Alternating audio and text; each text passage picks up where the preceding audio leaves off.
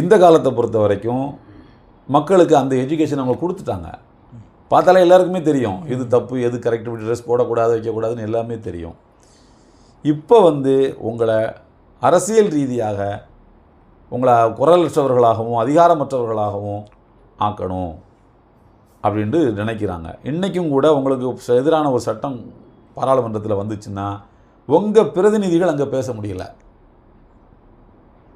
ஏன்னா முஸ்லீம் லீக்கினுடைய பிரதிநிதியே 3 பேர் தான் இருக்காங்க மொத்தத்திலேயே. அப்போ உங்களுக்கு 3 பேருக்கு என்ன டைம் கொடுத்துட முடியும்? 536 எம்பிக்களுக்கு இருக்கிற 2 மணி நேரத்தை பகிர்ந்து கொடுத்தா அந்த 3 பேருக்கு எந்திரிச்சு ஐயா வணக்கம்னு சொல்கிறதோட இவன் நேரம் முடிஞ்சு போயிடும். அதுக்காண்டி இவங்களுக்கு கூடுதலாக டைம்லாம் கொடுக்க முடியாது.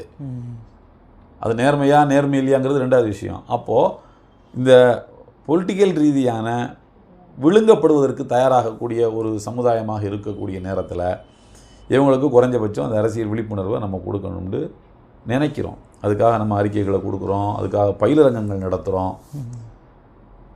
இதில் ஜமாத்துல் உலமா சபையை எல்லா உலமாக்களும் பயன்படுத்தணுங்கிறது தான் நம்முடைய நோக்கம்.